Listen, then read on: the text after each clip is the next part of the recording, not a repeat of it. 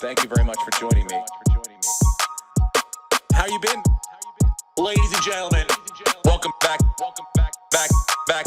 Steve Renazizi. I'm the guy. I'm the guy. Fucking lit. I'm the guy. Steve Renazizi. Lit. I'm the guy. I'm the guy. Fucking lit. I'm the guy. Steve Renazizi. What's the odds? What's the odds? What's the odds? What's the odds? What's the odds?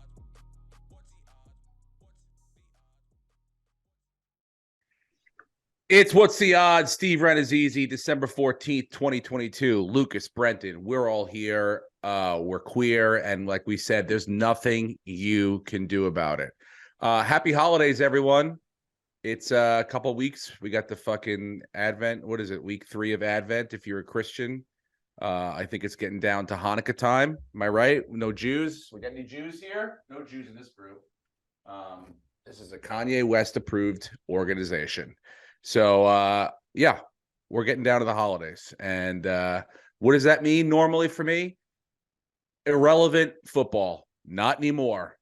Not anymore. My New York Giants have built such a lead that now, as this disastrous fall to the bottom is happening, it's still relevant football. We have the biggest game we've ever had till 2 weeks ago was the biggest game. It's the biggest game in 2 weeks since we tied the team that we're playing again. But this is it. And so this is what we have to deal with. We have to deal with this victory this weekend to fucking stumble our way into going into probably Tampa and handing them a fucking victory. Probably. Who knows? Right? Oh no, like the best wild card team would go to Tampa because they're the worst of the division. It doesn't matter. Either way, it'll work out that we'll hand Tom Brady a win. But the point is this.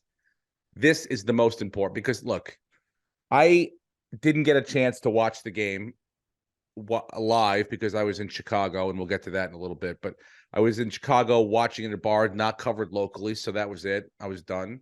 So I just had to go with the Minnesota Vikings, Detroit Lions, which was a great matchup. And then I watched the Bills and the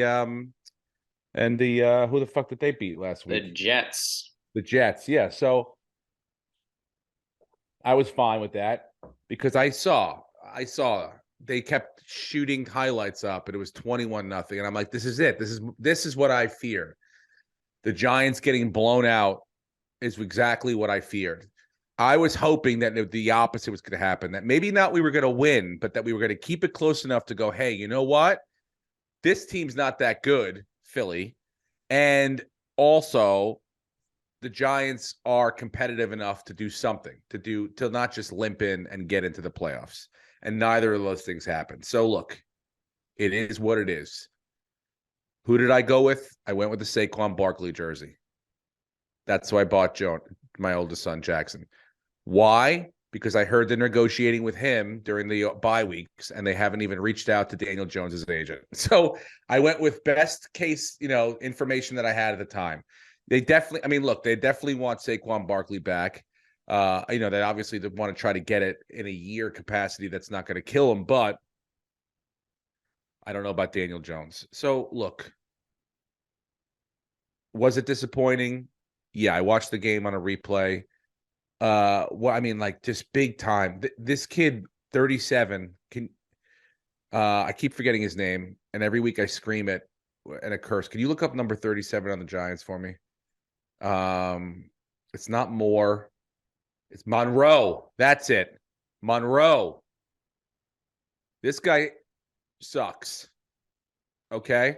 He's costing us a lot of, anytime I look up in the secondary when they throw the ball, especially Tua, when he threw the first one to Brown, I go, there's no one around him. So now what do you do if you're a fan of the defense? You go, who is the guy running closest that looks like he's the guy that's supposed to have covered this situation? It's always fucking Monroe.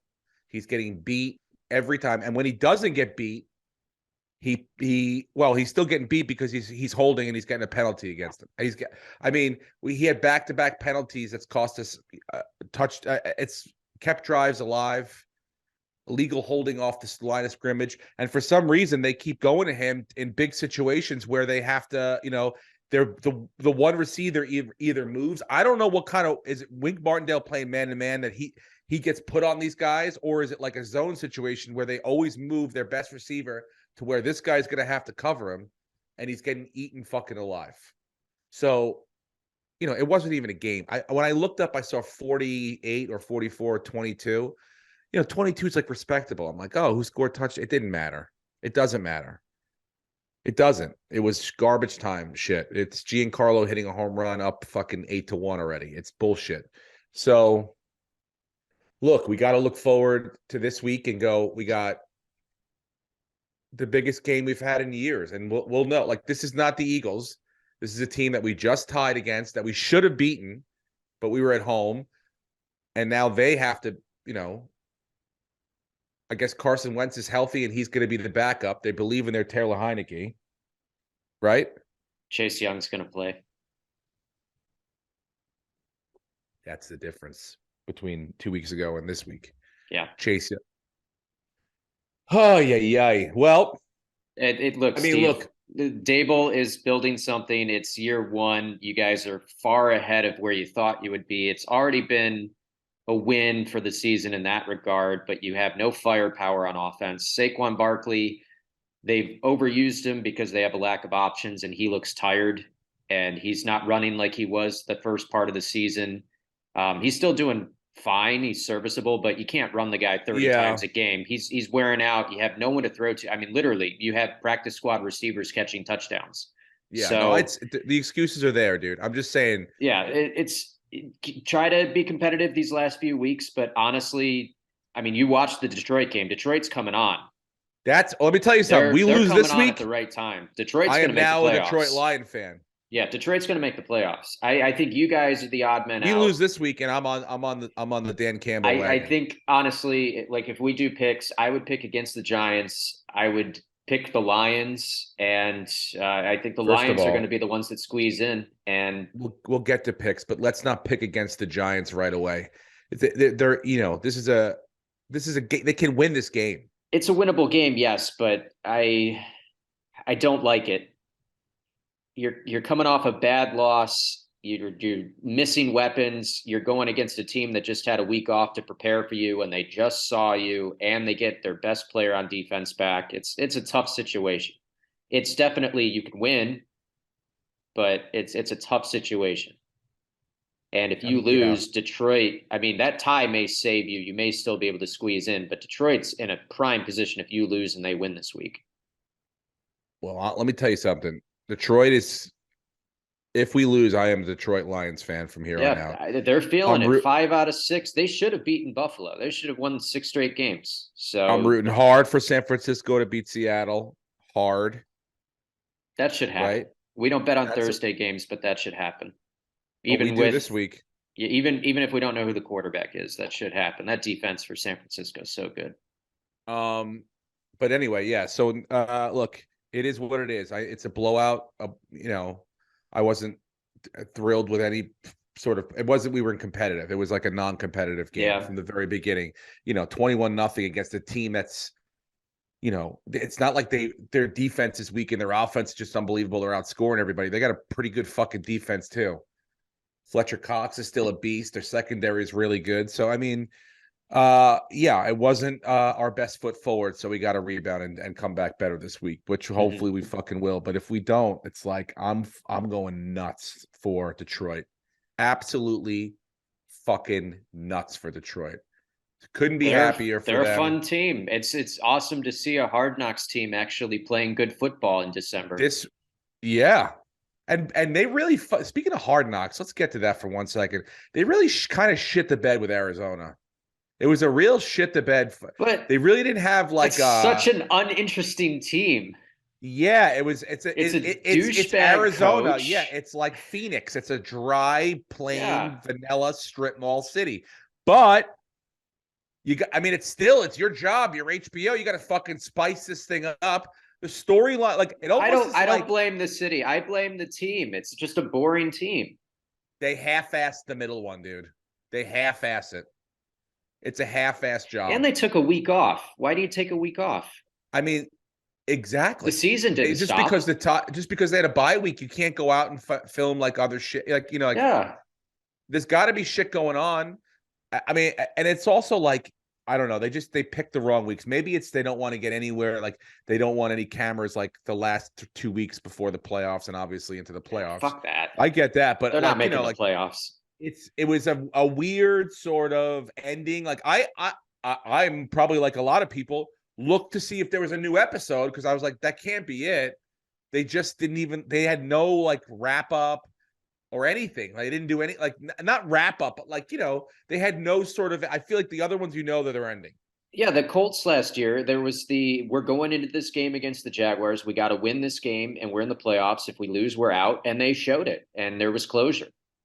And it was interesting. And, you know, we learned a lot about that team. They're not out of it. That it's like, oh, they're out of it. They're out of it. They're out of it. Kyler Murray's maybe not going to play next season. And what he has a torn ACL. That's it. That's a 9-month minimum injury to recover from. You're talking about most of next season. You know how we shit all over I shit all over McVay a couple weeks ago? Yeah. Kingsbury's the next one, right? Coming down. Cliff Barsbury. Kingsbury, coming right down the fucking pike because he's not he got rid of fucking the who they have there, the kid from UCLA, Josh Rosen. Everyone fucking threw that kid out. He drafted Kyler Murray. He's my guy. It works a little bit here and there, but never full capacity. Yeah. And injury prone, not the best IQ quarterback. Problems there. Fumbling the ball, running with the ball weird. Runs like an angry toddler. Now you've got probably they're gonna have caps, you know, they're cap strapped. They owe him a fucking ton of money. Mm-hmm. And they probably gonna lose draft picks for trying to get other people. So they're gonna be gone. They're gonna be done. This window is done. This is a guy, he is not a big mobile quarterback that's gonna like this is fast. This is like it would be like, you know, Saquon Barkley. Yeah, he could still be as fast, but like it's gonna be different coming back from an ACL as a mobile quarterback. Because that's really what it is. And you know, as he gets older, he's going to be able to run less. That pocket's going to get taller and taller every year. And he's going to get shorter and shorter every year. Osteoporosis. So, I'm not saying it's done. You know, you don't wish anyone just because they got hurt, you know. But I just think that Kingsbury? Cliff Kingsbury. Just call him Cliff Bar. Cliff Bar is just not a guy, I don't think, to stick it out and go, you know what? I love the city. I love this fucking. I think he's like, I could build a brand new modern house and a brand new fucking city and a brand new thing. That's how it is now. Yeah. These guys have really no loyalties except to the coach the tree that they come out of, you know? That's really it now. Move them around. Yeah. Well, you feel for Kyler. It sucks. Those non-contact injuries are brutal. Yeah, dude. Nobody wants to see those. You know, he wasn't going to be the answer, and Arizona overpaid him. And now next year they're going to be paying him to get better because he's not playing. And to your point, you know, you look at a guy like Dak Prescott who is recovered from his injury, but since, you know, he fucked up his leg, he doesn't run anymore. Like he barely runs. Yeah. But the difference is, you know, he's a pretty good pocket passer, whereas Kyler and he's also 6'4". Yes. Kyler's it's easier for him to run out of the pocket where he can see the field better and get a better angle. You know, it's like I mean, arm and stuff like that. What we're gonna see, I don't know if you saw the Ravens highlight, if you saw J.K. Dobbins' 41-yard run, him coming back from probably the worst possible ACL tear. Did you see it? Mm-hmm. Yeah. Like, that's what Kyler's going to look like, most likely. There's only Adrian Peterson's the only guy who came back the next season and looked like himself. Literally every other player in the history of the league with that injury has looked like dog shit for at least a year and a half or, you know, forever. And speaking of, OBJ is not even going to sign with a team, it looks like. Mm-hmm. His knee's more messed up than people thought initially. Dude, when T.Y. Hilton got a look before OBJ and got a job, I was like, but what Steve, the fuck? T.Y. Hilton probably ran routes. Apparently, OBJ doesn't want to showcase because he can't. Well, I don't forget running routes. The doctors don't like what they look at the X-rays. You can't fake those. You can't deep fake those. You gotta, X-rays are X-rays. That's it. Yeah, but it's hilarious that isn't it Jacksonville that TY always destroys, and that's the game this week. Dallas is playing Jacksonville, so they just signed him so they can beat Jacksonville, or was it Houston? It might have. I mean, it was one of those two Colt rivals. Yeah. No, I think I don't even go back to first of all, but go back to all the way back. Dallas gets TY, Buffalo gets Cole Beasley. So literally the only you're options. Happy about that. Yeah, it's fine. Isaiah McKenzie's been dropping the ball. He had 3 drops against the Jets that would have moved the chains and made that game a little less competitive. So if Cole Beasley still has his hands, the guy catches the ball and he falls forward for a first down. That's what he does. He's not going to burn anybody. He's not like McKenzie where you give him an end around and he's going to go 40 yards for a touchdown. But if he can catch the ball and he's reliable, that's what they're hoping to get. So it's fine. It's a good signing. It's security. And Josh obviously has chemistry with him. And with TY, you know what you're getting with him. And he's another insurance policy if Gallup or Brown or somebody gets hurt. And he's experienced. And look, he played with the Colts last year. He was a leader on the team. You're getting a good personality. It's not like you're getting him and Beasley. Like Beasley played for a little bit, but he's been resting. So these guys are coming in probably as healthy as they've been in years. And 80%, 90% T.Y. Hilton, probably close to 100%, but no one's ever 100, is way better than a 60% OBJ. Oh, absolutely. And but all that the leaves fucking baggage that comes with. Look, that leaves the Giants. Now, what are we gonna do? What are you gonna try to? I don't mind trying to give him a look. $200 million. No, please. Give him the Kenny Golladay deal. I would have been worried about that. I honestly, up until a year ago, I would have been worried about that. But now I believe in the guys we got there. Also, no, you don't. First of all, you believe in you're talking about the front office. I thought you were talking about your receiver room. Yeah, the front office. You need OBJ, honestly. Shane, that's how bad it is in New York. If you want to make the playoffs, you need OBJ. The trick is to get him to sign a 1-year deal with incentives versus giving him the house. But you need OBJ. You need to take that risk because if you're going to make the playoffs, you need something. Dude, you literally have Darius Slayton and a bunch of nothing. You want to go give OBJ a couple $1 million to go out there? Darius Slayton was supposed to be your wide receiver 4. I understand. I can't argue at that point. We have nobody else, but I'm just saying, I guess throw to OBJ. You got to give him a couple $1 million. Don't give him anything more than I'd pay him game by game or catch I'd be like, all right, we're gonna call this play for you. Catch it, we're gonna give you the money. You need a really good negotiation where it's just all incentive, where he can have a high ceiling that he can make a ton of money if he hits, and if he doesn't do anything, you're not going to lose anything. I'll give him $1 million a touchdown. Yeah, how about that? That honestly, that should be where you start. Guess what? We have 17. We have 17 touchdowns this season. 17. Yeah. I'll give him $1 million. Daniel Jones has, I think, 12 touchdown passes. Well, maybe 12. Not his fault. Not his fault, but yeah. So he's played well. But no need to give him $4 or $5 million to go out there in a third play. He's not great, no need to give him a multi-year deal, which is what he wants. Multi-year? That's what he wants. He wants to retire somewhere. If he wants to wait until the spring and be in the crop of wide receivers, free agents next year, maybe at the top of it, or closer to the front, where you can get a proper medical look. Let's see some tape. Bring him in to look at. Then you want to talk multi-year. Let's talk to that. Not now. Multi-year. That's what he wants, Steve. I'd rather throw to fucking Darius Slayton, dude, multi-year. No, Darius Slayton is, to his credit, he's done a good job, but that's not your wide receiver 1. You got to get somebody.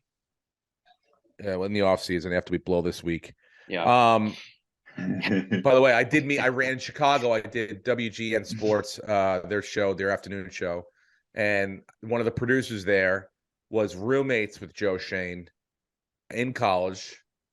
He said he was a fucking book nerd, sort of smart, always loved football, and he's the real deal. So even more evidence of how I'm happy about this organization and the direction it's moving in. So you guys are doing a great job.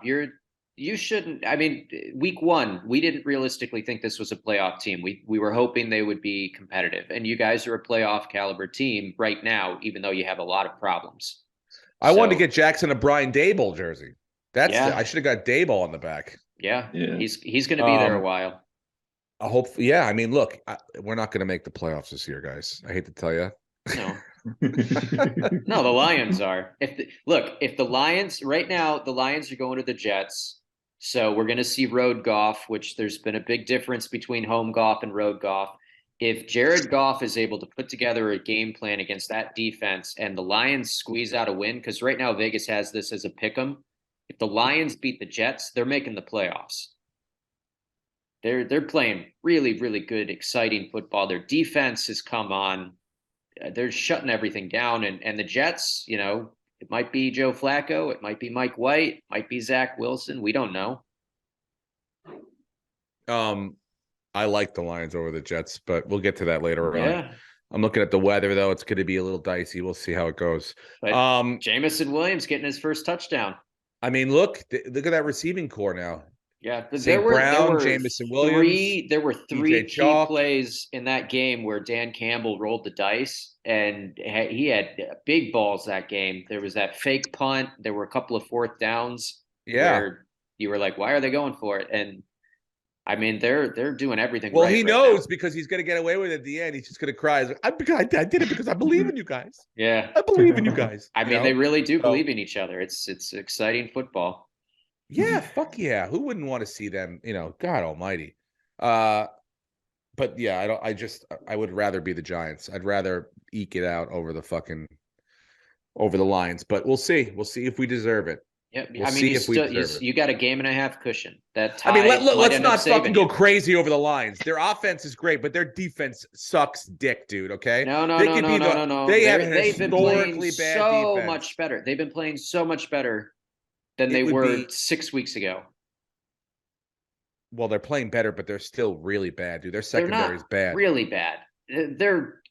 They let Justin Jefferson do whatever he wanted, but they didn't give up anything else. This is coming from a guy who just shredded Monroe for a fucking 10 minutes. So yeah, but yeah, the defense did enough that Minnesota didn't beat them. Yes, enough.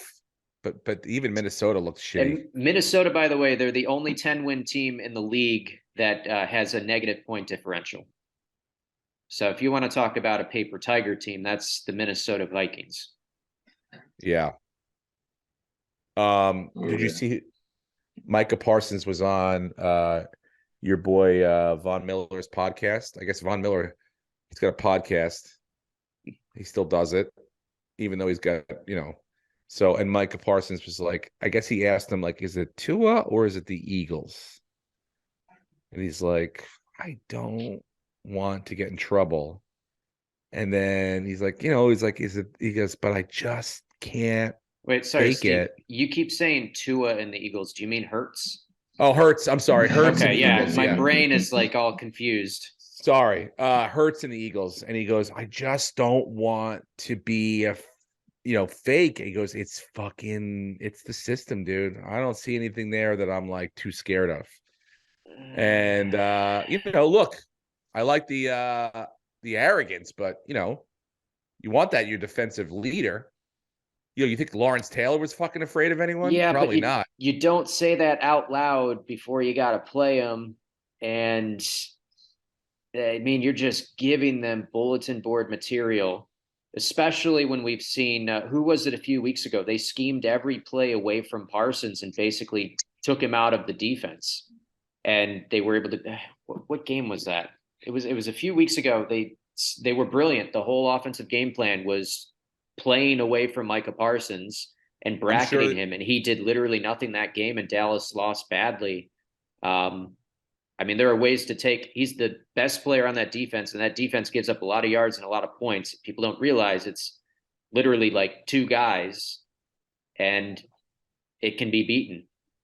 Oh no, I mean, defense Houston should have won that game. Houston did everything they could to lose that game at the end.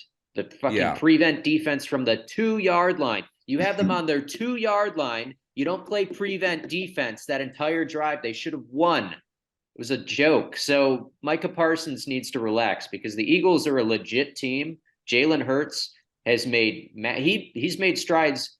Do you remember when Josh Allen went from year 2 to year 3 and it was like, holy shit?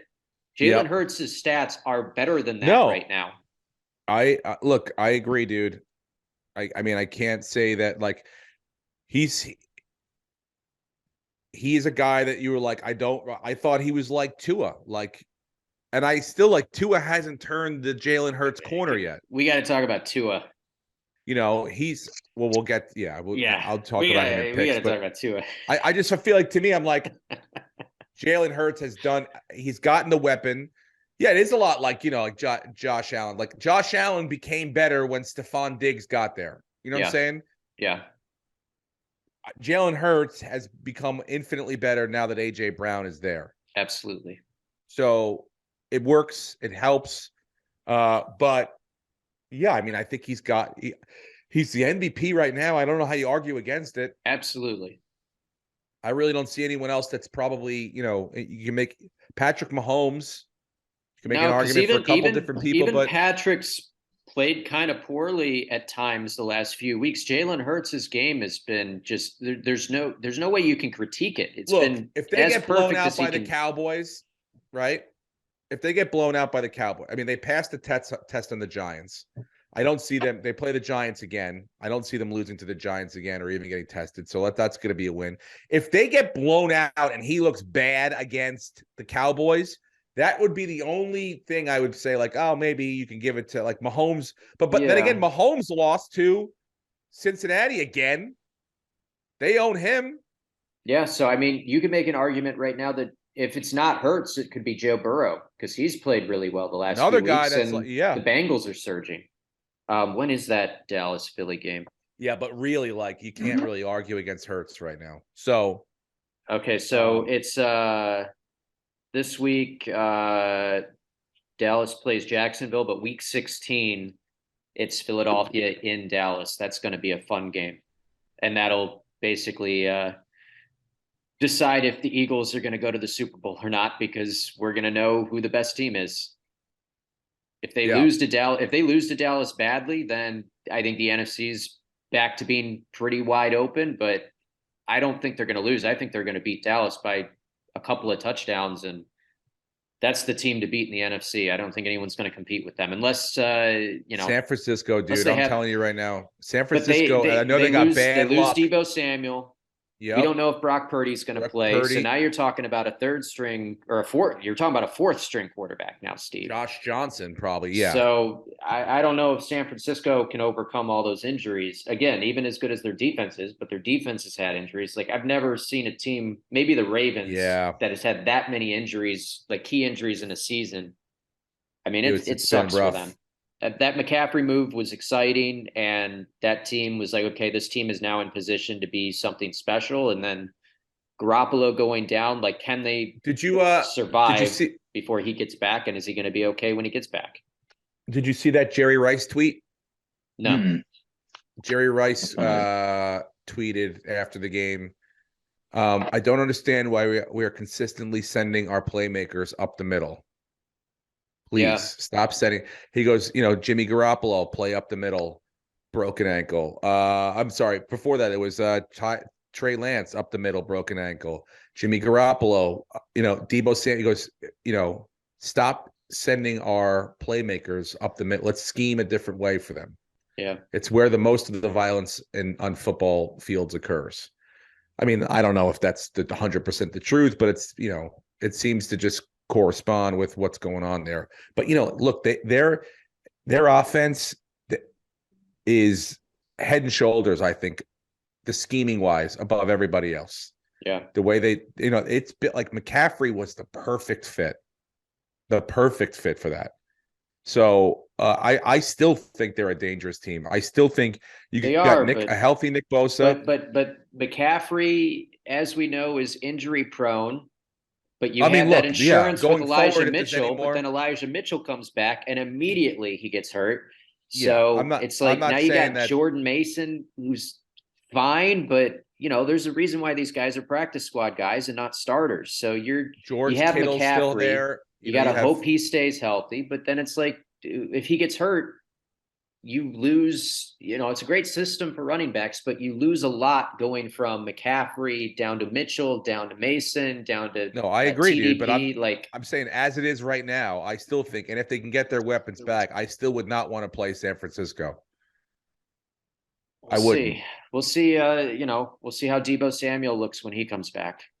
Because when they're healthy, San Francisco's defense is the best defense in football. And going up against Jalen Hurts in an offense, that would be a situation where okay, hold on one second. And then you got the San Francisco offense that's got incredible playmakers. I think that's a good game. So anyway, healthy, if they were healthy. But yeah, they can't stay healthy. Yeah, I think that's the only way Jalen Hurts loses the MVP. Did you see Carlos Correa signed with the Giants? Speaking about West San Francisco, $350 million, 13 years. They really wanted to spend money on somebody. It's almost like, yeah, when you got like kids, it's like we got to get him a Christmas present. We can't show up empty-handed for Christmas. You can't show the fan base nothing. Yeah. We tried to get you the Teddy Ruxpin, Aaron Judge once, you gotta, but it was sold out. There's nothing we could do about it. They went after fucking Xander Bogaerts, didn't get him. Went after, a couple people, didn't get, they're losing more people. Now, Carlos Rondon, I don't even know, are they in the conversation for him to go back there? Or they just know they're going to lose him too? They're probably going to lose him. Carlos Correa, that's granted. The kid is a great shortstop, a great hitter, the kind of guy you want to, look, if he didn't have the stain of the Astros and what they did on him, it'd be like, oh, this guy's a fucking baseball player. So to me, it's got a taint on it, but to the Giants, it's like a brand new pretty thing. Now, again, 13 years. It's like these are insane lengths of time. Yeah. I understand you want to build a franchise around, but it's like he's 28. It's not even like he's like 22 or he's 28. So he's going to be 40 what? 41, 42. 41. Yeah, when he's done. How many 41-year-olds are out there playing shortstop? So again, these are all probably front-loaded deals, and they structure them in a way that they could probably get out of them. But you know what it is? It's just it shows the fan base we care. We're trying to do something here. We're not the Padres where it's like we're just gonna fucking spend to the. And by the way, the Mets were fucking in on Correa too. They were gonna try to move him to third. They made offers. If he accepted the Mets offer. Do you know what the Mets payroll opening day would be? Like in the 400 millions. Yeah. They would. I read this. They would have paid more in luxury tax. That tax that the fucking Steve Cohen's named after, than 14 franchises' payrolls. That's crazy. And that the league has really become the haves and the have-nots. It's nuts, that's dude. insane, and it's not good for competitive baseball. You're literally going to have it's going to be like college football. It's going to be Alabama, Georgia, Ohio it'll State, slow down. and that's Look, it. Even billionaires know you cannot spend like that and not get a result back. Well, yeah, especially since the game is losing popularity. They're not going to be making the kind of money that they're going to want to spend that. It's not losing 100%, but nothing's. I'm not saying it's losing. It definitely is. It for sure is. It's slowing down. I don't know. I would need to see what the TV deal numbers are. It's not football, but I still think it's probably second, maybe, or it's basketball more. I don't know. But anyway, more. Here's my point. If I'm Steve Cohen, I buy the team, and now I say we're going to get a World Series in the first 5 years. You don't think a guy that has done that well in business, that has set expectations, like every meeting, every company he buys, he's like, here are my expectations for the next 5 years. And he has spent time breaking people's balls to make sure those expectations get done within the time frame. And he's going to set some for himself. You don't think he's going to try everything he could possibly? Now, this is we're going into year 3 now for them. So, you know, you got this one and 2 more after that. You've already done 2. You know, they made the playoffs, which is a step forward, and I think they have the right manager. Yeah. I mean, but could you imagine being an Oakland A's fan? What? It's a whole different world.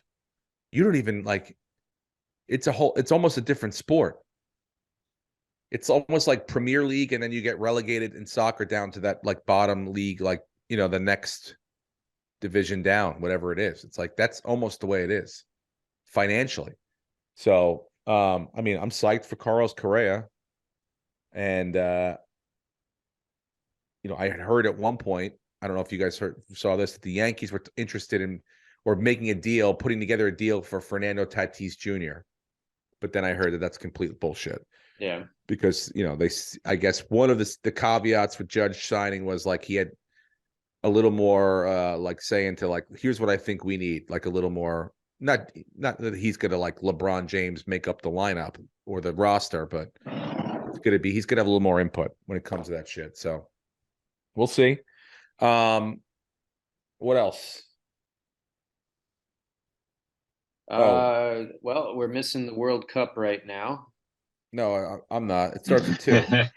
Oh, it starts at 2? Oh, you're right. Yeah. Well, my time. Yeah, we got an hour. My bad. But the World Cup. Yeah, they do this really 1 o'clock. Messi's they talk about it. I'm like, this isn't fucking football. I don't need to hear your yammering on about this fucking thing. Yeah.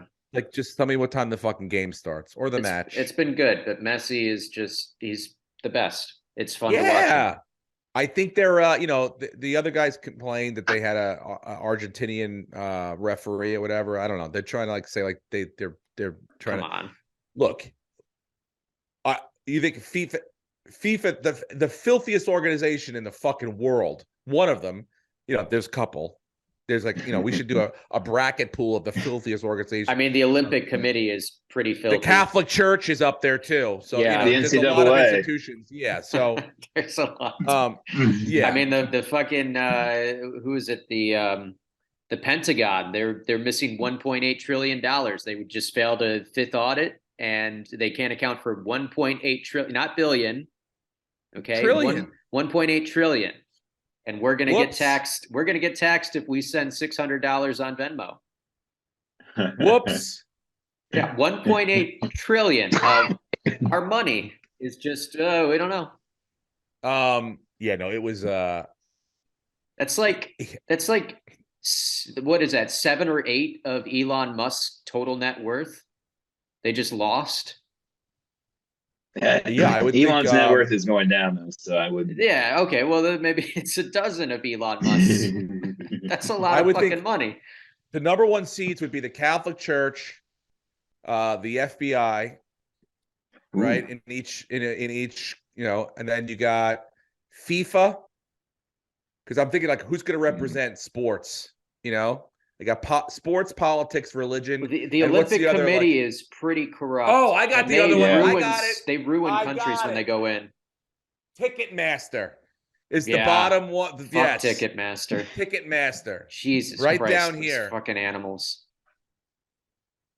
Whatever happens on their inside of how all of a sudden every venue is owned by fucking a play. You can't play anywhere without sucking Ticketmaster's cock. Yeah. The NCAA pool of fucking horrific, horrible institutions. So yeah, would it surprise me if the ref was getting paid off and they're trying to get Messi a thing? It's good for everyone. You know why? Because everyone feels great. Oh my God, that was the best World Cup. That was the one where Messi fucking won in Argentina. He finally won one. And everybody forgets that it should never have been there. They had to move it. It was 6,000 people died building the fucking stadiums. It's a whorehouse, that they have people enslaved. So Messi won. And 2 different journalists have mysteriously passed away. Yeah. What about that Yeah. The guy wore a banner for gay rights because his brother's gay. Next thing you know, he has a fucking heart attack. Do you see that guy? He looks way healthier than me. He's 4 years younger. Yeah. I had a sleep test last night. I looked like Bane going to bed. I had to do a sleep test last night. Yeah, I did one a little while back. They hooked me up to a thing, a It's heart not fun. thing. Yeah. Thing goes in my nose up here. Yep. I look like E.T. and Iron Man on life support going to bed last night. Anyway, yeah. Lionel Messi. Is it Lionel? Lionel? Whatever. Lionel Messi is unbelievable, dude. And you know what? I'm thinking about it. Soccer's a football, whatever. It's a game where really one guy can make a difference. It is a team sport, but if you think about it, right? Say like I'm trying to equate it to like baseball. Like say like your pitcher hit like the 9 hitter, right?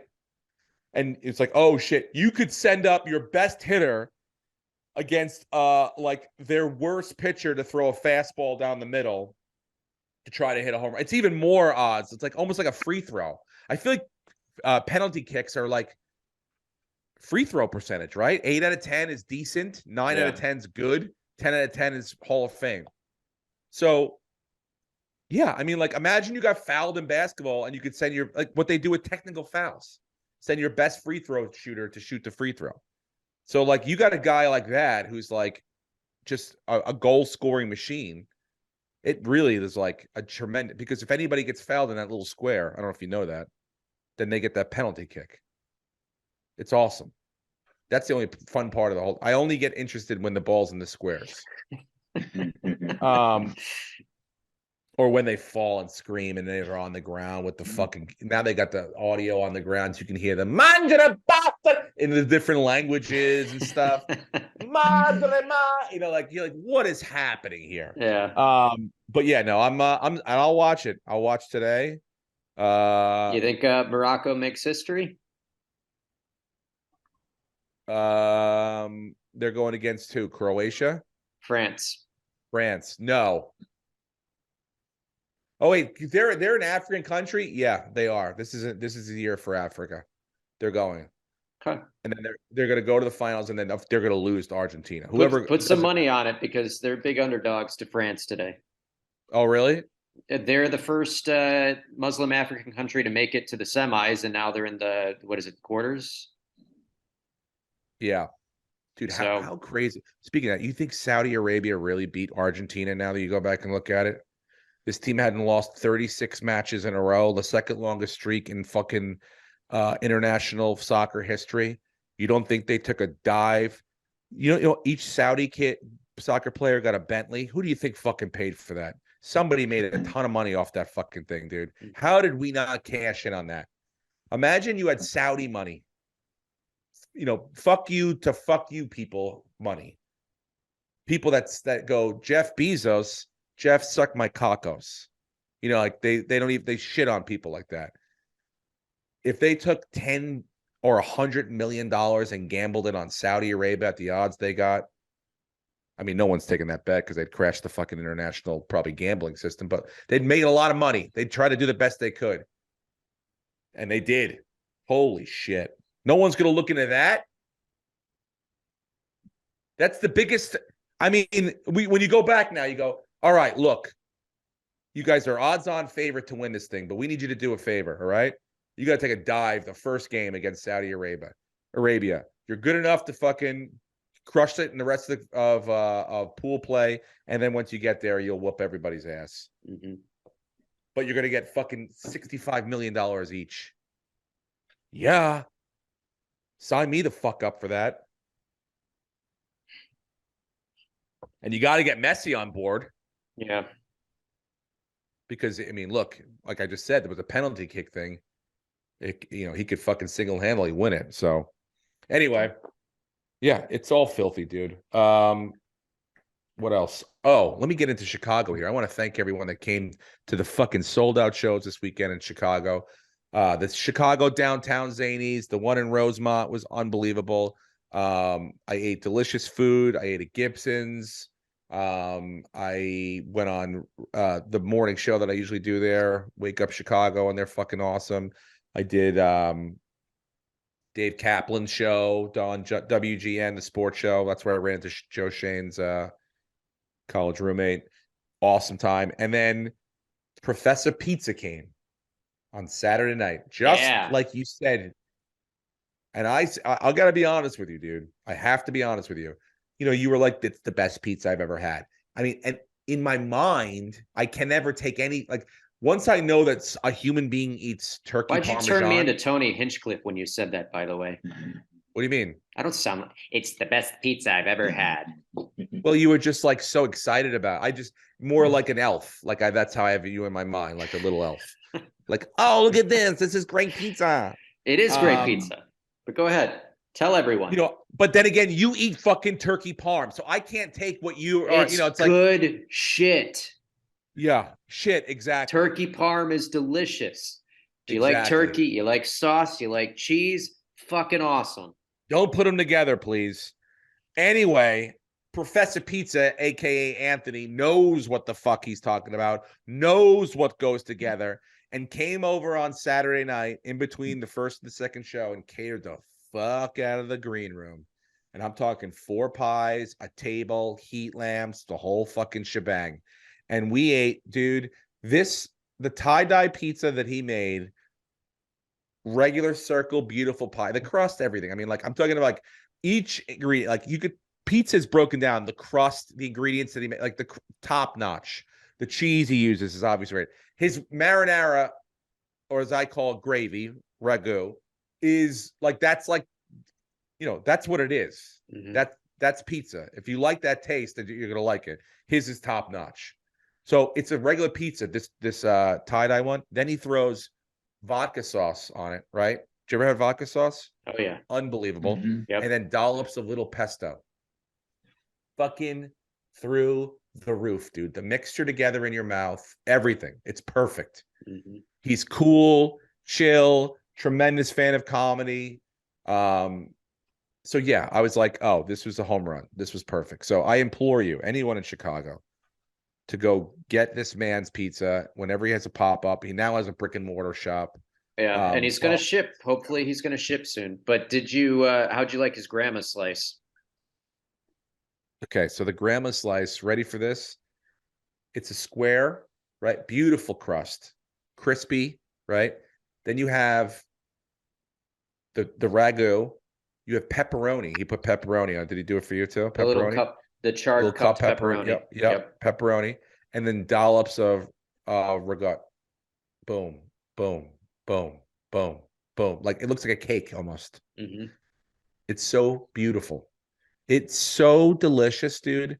All of it. Like, You're forgetting the best part. The spicy honey. Yeah, the spicy honey too. It's, you know what it is to me? It's like, anyone that's willing to like take the time out and like put something together, I appreciate it. But then when it's also like unbelievably delicious and fucking awesome, and he's cool, I'm like, Jesus, do you have a girlfriend? He's like, yeah. I'm like, I'm gay for you, dude. I'm gay for him, bro. We talked about Christmas Eve and going to get there's an Italian, it's 7 fishes is what we do on Christmas Eve. You get a meal together with 7 different types of fish. So he does that too. So we really connected. It was fucking awesome. And the moment I got home, where does it rank as far as the best pizza you've ever had? It's up there, dude. Top 5, if not top 3 slices I've ever had. Yeah.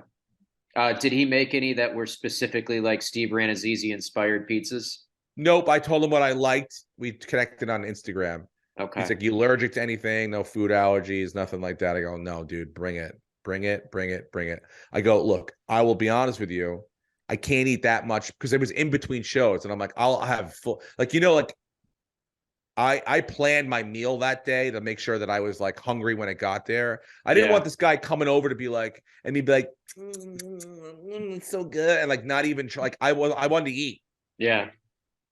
But it was in between shows, and I had 2 slices right off the bat. He didn't eat, he was still doing the box thing, and I was like, right. He didn't even do the explanations of what it was yet. I was already like wolfing it down. So then but then I'm like, I want to keep going but I'm like, I have to go do another show. And not just like I got to do another hour. So it's like, I could easily either A, fall asleep on stage of all that delicious food, or B, crap my pants. Like, I don't know if like this guy's marinara is a little bit different and it has like, because I'll be honest with you, I buy Rayo's sauce when I don't have time to make it. I like Rayo's sauce, but I buy the sensitive sauce. It's for sensitive stomachs. They make a specific brand it's called Sensitive Marinara. And that, I've never had anything speak to me more than Sensitive Marinara. Because that's me. That's like, I'm Sensitive Marinara. I'm sensitive and I'm Italian and spicy. So I enjoy that. So if his is insensitive marinara, we could have a destructive situation on stage in the middle of the Zanies Rosemont. So that's why I paced myself. But then the moment I came off stage, I went right back, had the other 2, the artichoke one and the mushroom. Oh my God, dude, it was so fucking good. So I bet that mushroom one was good. It was really good. They were all good. The staff came in. It was like, it's the perfect thing, dude. Nobody doesn't like pizza. Everybody eats it. Everyone's happy. He's cool. His cousin was cool. She brought her boyfriend. Like, he brought over pizza. I ate it. She's like, can you meet my cousin? I'm like, I'll blow him. I just bring it. I don't care. I'm so happy right now.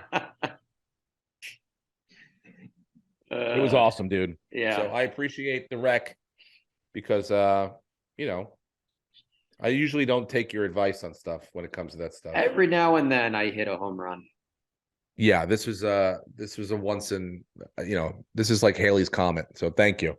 All right, what else? Let's oh, by the way, tickets still available for New Year's Eve, Louisville, the comedy club in Louisville, December 29th, 30th, and 31st, obviously New Year's Eve. And then I added Greensville, South Carolina, second week in January, Huntsville, Alabama, all on SteveRannazzisi.com. Get those tickets.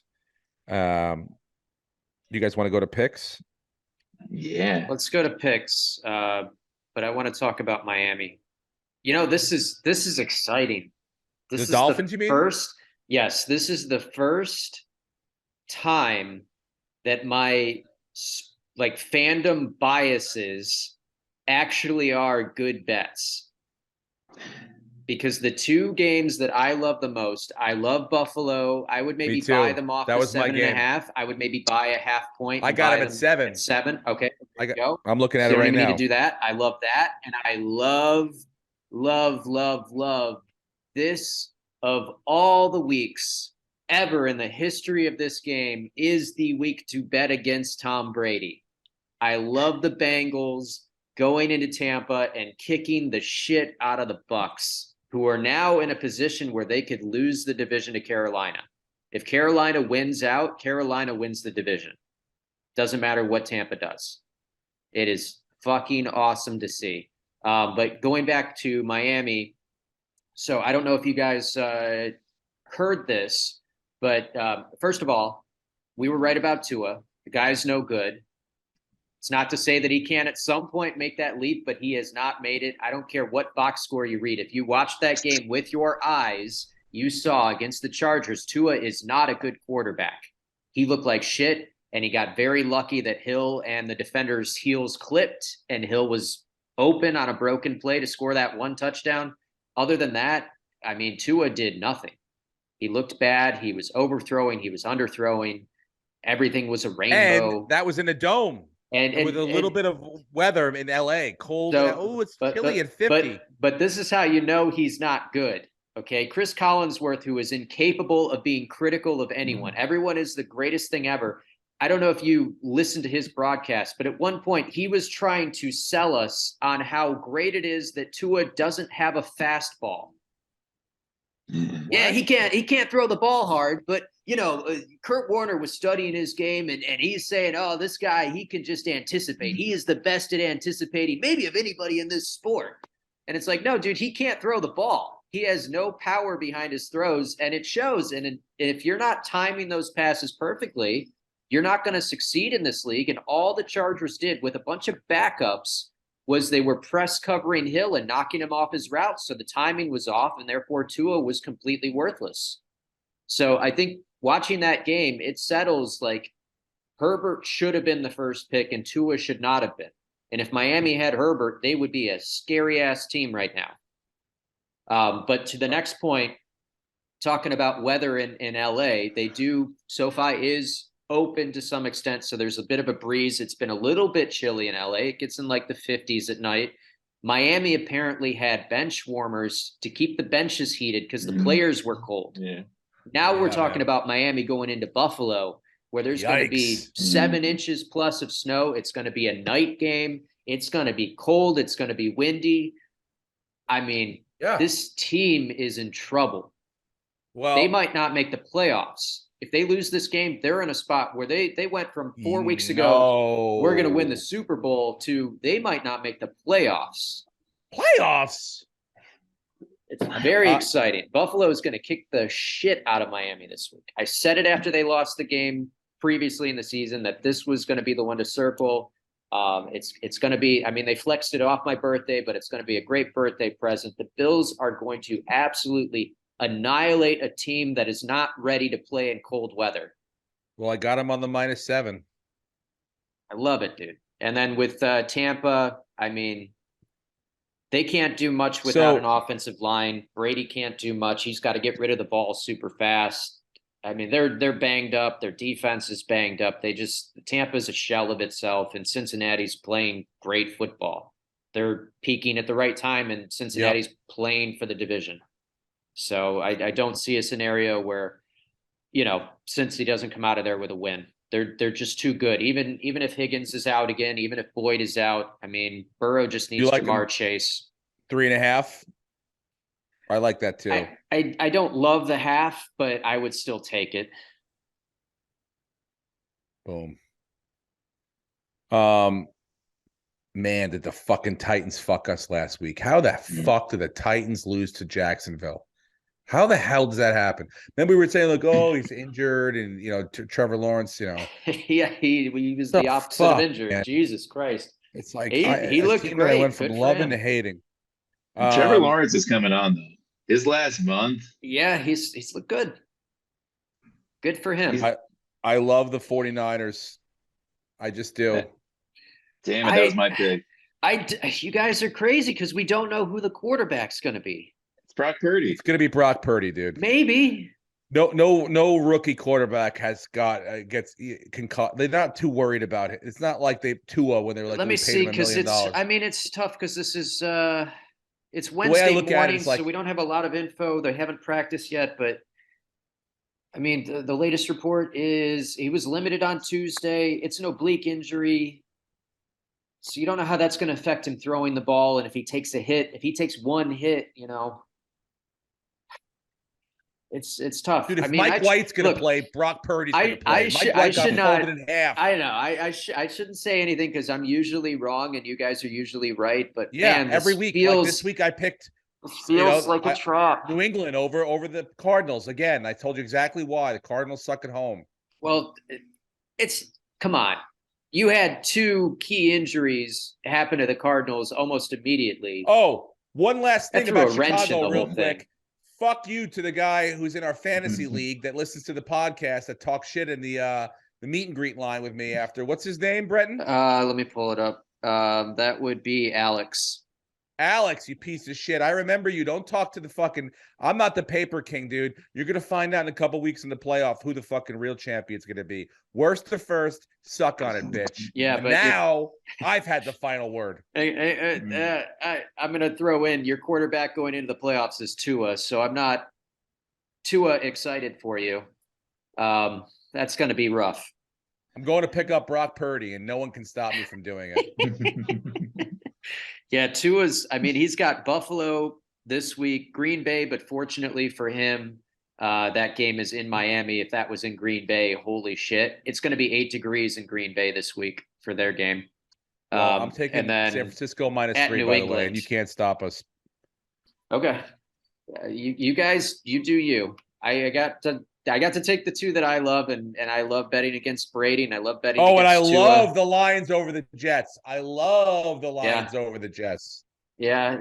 Again, road golf, we'll see. But this is the make it or break it week. If the Lions pull off a win against a very competitive, very good Jets team in New York, in New Jersey, like the Lions are legit. Yep. And Jared Goff, if he wins this week, if he gets into the playoffs, we're not talking about the Lions looking to get a quarterback in the draft. We're talking about Jared Goff as the guy for like the next few years. Yeah, I mean, look, physically, he doesn't really get hurt that often. Knock on wood. He's a he big stays guy. Healthy. Yeah, he stays healthy. He's got a good arm. Good arm. I mean, I think his reads are, maybe he's clicking obviously with this offensive coordinator. Now that's going to be the thing. If somebody goes up and scoops up their offensive coordinator next year, let's see how the Lions are. But they got weapons, They got weapons. So, all right. So what else we got here? I'm not fucking with the Giants and the Commanders. I think Baltimore. We don't know who Baltimore's quarterback's going to be, so leave it alone. They could be in trouble. What about the Saints over the Falcons? Yeah, you're going to have a new quarterback. Ritter's going to make his first career start. I have it going to New -4. Orleans. Yeah, I got a 4.5. But is Lattimore going to play? Is the Saints are they getting healthy on defense, or are they still missing a couple of their pieces that make them click? In Atlanta, they run the ball anyway. I feel like this Jacksonville-Dallas game's got a closer spread. It's only -4 to Dallas. What about on the road? Kansas City, Houston taking the under? I see it at 49.5 with a 14-point spread. That's one of those games where it's like Kansas City. We haven't got one of these right yet, dude. It hits. I'm telling you, it hits like 70%. It hits like 70% of the time. When well, we're 0 for 2. 0 for 2. Okay, so we're due. No, we're not doing it. We're due. I veto you. I veto you.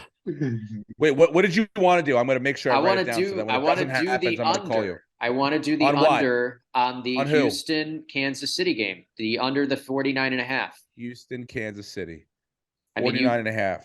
Kansas City's defense is playing pretty decent. They let Russell Wilson back into that game, but Houston's not going to do anything. Dome. It's in a dome. No, they're going to slow it down. I'm telling you, it's going to be a slow game. They're going to get a lead. I'm not doing it. That's fine. I'll do it on my own. I'll do it on my own.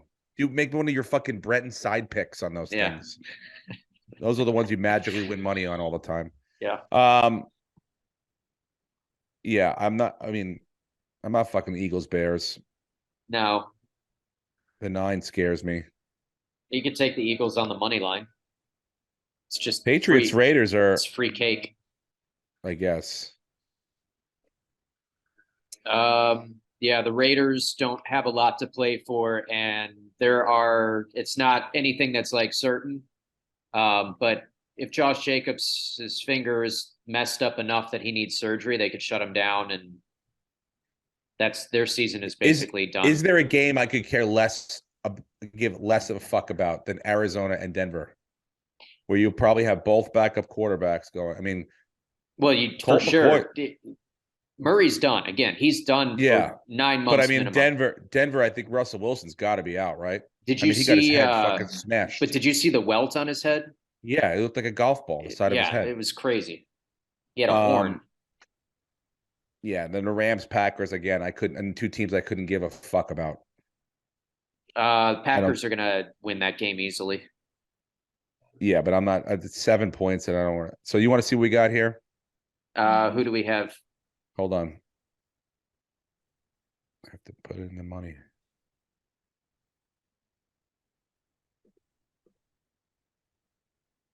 All right. So we got the Bills -7 with the spread. The Bengals -3.5 with the spread against the Buccaneers. Get the Niners -3 with the spread against the Seahawks. Detroit on the money line against the Jets. The Eagles on the money line against the Bears, and $50 will net us $763.96. Bet is placed. Boom, done. Awesome. One of these is going to come through, guys. I'm telling you right now, and I think it's going to be this week. Yeah, me too. This is. I like it this week too. Do you guys have any dates you want to? I'm at the Ontario Improv tonight. Hollywood on Saturday. Yeah. Irvine Improv tomorrow, and still Baltimore. That is January 26th through 28th.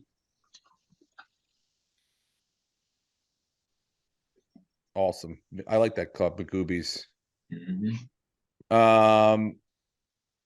Tiger Woods. Did you see that match? Tiger Woods and Rory McIlroy versus Justin Thomas and Jordan Spieth. It was on Saturday night on TNT or whatever. Barkley did the announcing. He's the best part of it, always. It's gotten a little lame. They did it at night. They tried to juice it up. They did it under the lights, 12 holes, but the match wasn't really close at all. Tiger's not 100% right now yet. His feet are bothering him. So it's, two young guys versus two guys that are, Rory's still the number one player in the world, but it was like 2-on-1 almost. Mm-hmm. What else? But this weekend is that father-son one, which is awesome if you get a chance to watch it. So the Dailies play together, Justin Thomas and his dad play together, and you get to watch Tiger and Charlie Woods. And apparently Charlie Woods he's gotten bigger, like it's physically bigger, that he's now using the same size glove as his dad. Damn. Yeah. How old is he? That's 14. 15? That's crazy. I think he's a year older than my son, or maybe the same age. So yeah. I think so he's like monster now. So he might be good at golf. People are saying he might even get a name and likeness deal too. Wow. Yeah. Brent, can you enable screen sharing? Have you seen, speaking of man-childs, have you seen this 12-year-old in Texas, this football player? Hang on. Yeah. Hang on. I think I did actually. Yeah. Did he is he running along the sideline and he knocks a kid to the ground? He looks like the dude in Benchwarmers that I Am 12. With tattoo and facial hair. Wait a minute. He's 12. He's not 12. The most valuable player at a youth football. This kid's 12. You got to see a birth certificate. Why? I mean, I guess the facial hair is just Steve. Have you not seen the film Jack? This kid is Jack. No. Is that a porno? No, it's Robin Williams, and he ages 7 times faster than regular humans. This kid is Jack. I saw 12. Jacked. It's about a guy who comes 10 times harder than everybody else, and people can't believe it. That's it, but it's a different one. Different movie, I guess we're talking about. No, I didn't see this guy. I mean, who's giving him tattoos? I mean, I guess he's going off on his own. He's like, I want a tattoo, and no one IDs him. But even legally speaking, it's almost like what does he have a Bud Light in his hand too? Yeah. Someone's got to check in on this kid's welfare at home. I think he might be in danger. His mom swears he's 12. Is there something else I can help with? What? Leave me alone. Why are you listening to my stuff? Leave me alone now, please. Enough. Do you think he's got a scholarship somewhere? This kid? Yeah, absolutely. He has to. Yeah. Yeah, the kids are fucking that's why I'm no. If we lived in the South, there's no way my kids would be playing football. Not a chance. Not at all. No. Yeah. What else that was it, I think.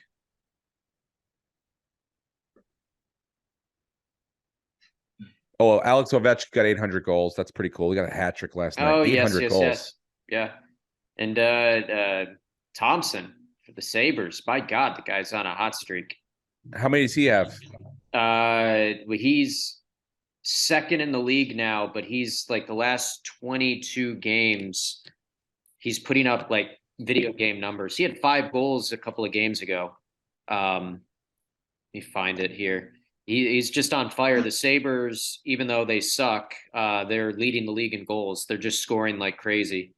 Let's see.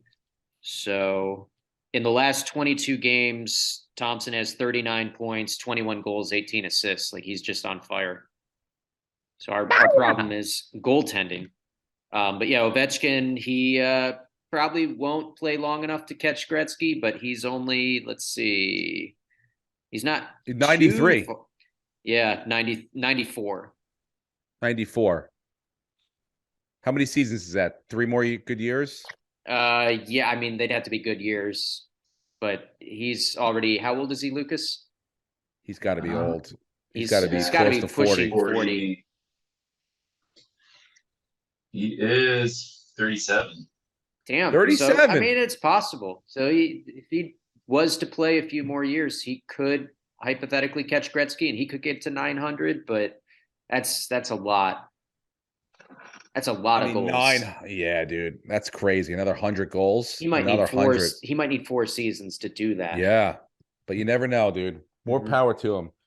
But then again, he might want to go back to Russia and just fucking slay puss back there. But he could go back to Russia and they could pay him $100 million a season To do what? to play hockey. Yeah, but it doesn't count. Doesn't matter. They're paying you $100 million a He's season. got $100 million. He doesn't need any more money. He wants a record or pussy. He's That's it, dude. already won a cup. He's done everything he needs to do. He just wants to give me that You fuck don't you money, and understand. I'm gonna live out my 50s and 60s on a yacht slaying puss. He's gonna be a Russian oligarch. We don't need any more of those, okay? They take their ships. Nobody wants to be a Russian oligarch now. Oh, my fucking microphone's breaking. It's off. All right, that's it. That's the podcast for the week, guys. Thank you for telling everyone, rate, subscribe, listen, and win some money with us. We're gonna do it this week. I know I say it every week, but I got fucking positive, real good energy. Yeah. These are good picks. These are solid, strong picks. And it doesn't matter that I'm super biased. My picks are correct this time. I had a dream the other night about what's the blind opera singer? I don't know what you're You know the talking guy? about. What's the guy? The blind opera singer, not No idea. Pavarotti. Bocelli, Andrea Bocelli. I had a dream about this guy the other day, right? Then I'm in Chicago. I'm walking through the mall. Andrea Bocelli is going to be coming to Chicago. I go, that's weird. I had a dream about him last night. I get home the other day. I'm having lunch with my mom. She goes, guess where I'm going? I go, where? She goes, to the Andrea Bocelli concert. I go, unbelievable. So yeah, things are lining up. Cosmic forces are Buy a happening. lottery ticket, Steve. Yeah. Hey, Steve. Yeah. My mom also bought me a ticket to an Andrea Bocelli concert next year. So Dude, this we was are this week. winning money this week. The blind leading the blind. Andrea Bocelli leading us. Thank you so much for listening, and we'll see you guys next week. Go Go Bills. Thank you very much for joining me. How you been? Ladies and gentlemen, welcome back. Steve Renazizi. I'm the guy